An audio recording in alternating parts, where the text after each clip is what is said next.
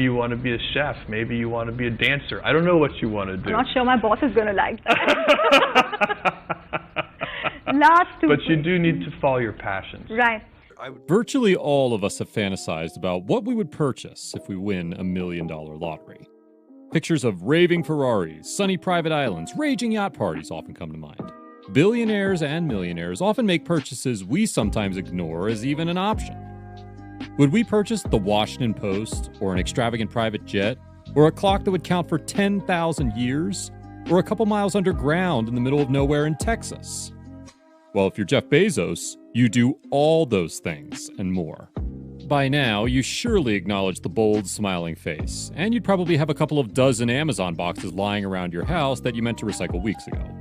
That little company led to Jeff Bezos being the richest man on Earth, with an insane fortune of $113.9 billion. To put that into perspective, if he spends $20 every second, it will take him 177 years, 2 months, and 29 days to spend all of his cash. But Jeff is spending more than $20 per day. Though he is widely known for driving a Honda Accord, Jeff is far from frugal. Today, we're going to take a look at how Jeff Bezos spends his crazy amount of resources.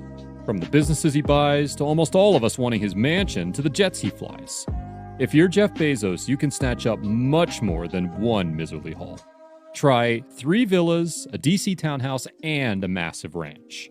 Jeff Bezos owns so much real estate, he's the 25th largest landowner in the United States, rivaling forestry companies and even farms. Jeff's first significant estate purchase lies in medieval Washington, a few miles away from the wealthy CEOs of Washington, including Microsoft owner Bill Gates.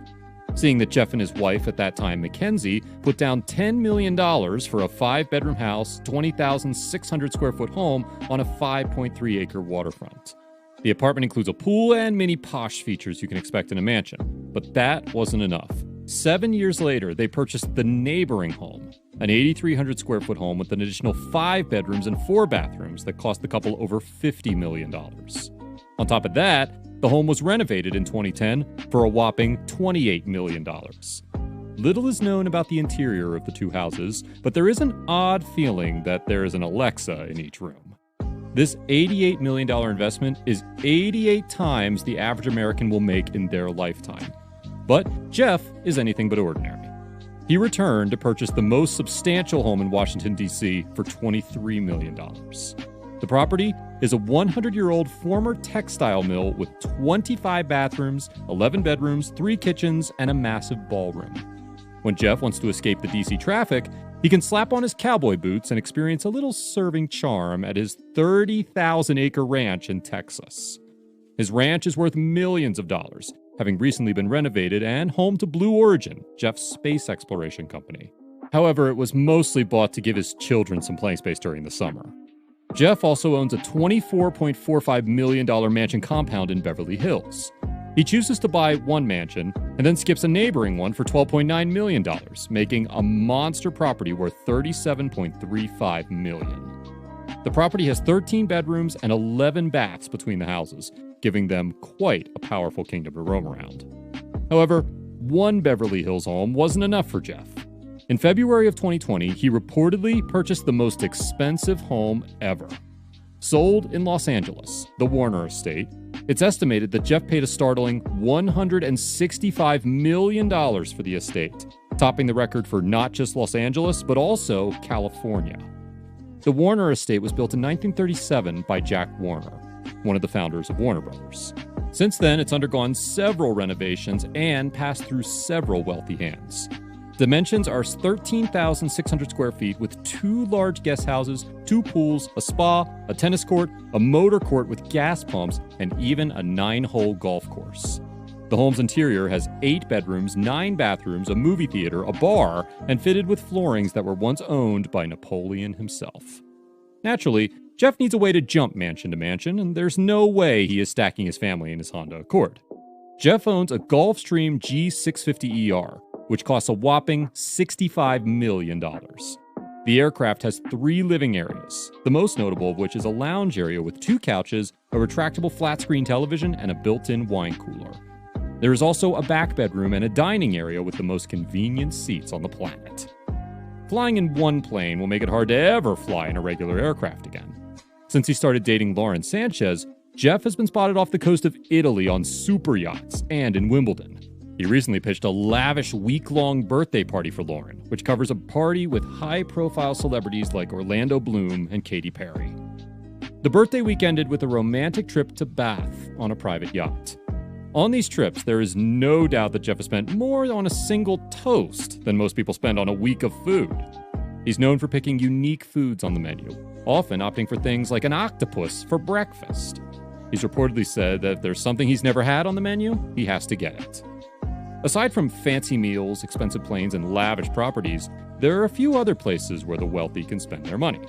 Mainly on other business ventures. And when you're as wealthy as Jeff, you can put your money in some other businesses. Jeff Bezos has invested in the Long How Foundation, a nonprofit organization based out of San Francisco. The company is building a 500-foot-tall clock that runs on day and night thermal cycles, and it's meant to take once a year for 10,000 years. The clock is built on Jeff's ranch property, buried underground within a mountain, and it's intended to symbolize long-term thinking. Of course, it was also Blue Origin, which is Jeff's space exploration company. The company focuses on vertical takeoff and landing vehicles with an introduction that would allow humans to colonize space. The company is mostly funded using Jeff's money. He has been quoted saying he plans to use his Amazon fortune on space exploration, which he tries back to his fascination watching NASA missions as a child. Although he's on the run for becoming the world's first trillionaire, Bezos is said to often prefer driving himself around in a used Honda Accord, which is valued in the low five figures. A profile CBS's Bob Simon did of Bezos in 1999 for 60 Minutes, resurfaced by GeekWire, showed Bezos driving the car. When Simon asked, "What's with the Honda?" After a laugh, Bezos replied, "This is a perfectly good car."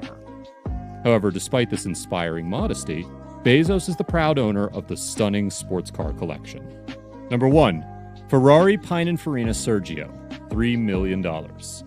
Winner of an Auto Design Award, the Pininfarina boasts a perfect balance between the advanced technology of its man-machine interface and its refined handcrafted details, all essential elements of a signature Ferrari sports car. Number 2, Bugatti Veyron Mansory, $3 million. Integrating traditional craftsmanship and hand-picked materials, the limited edition Veyron Mansory is the perfect combination of luxury and expert engineering. Number 3, W Motors Lykan Hypersport, $3.4 million. The first hypercar created by W Motors took center stage in Universal Studios' Furious 7. It was featured as the hero car in the movie and is the most expensive car ever to be featured in the Fast and the Furious franchise. As you can see, Jeff Bezos can spend his money however he pleases. So what would you do if you have a fortune like Jeff Bezos?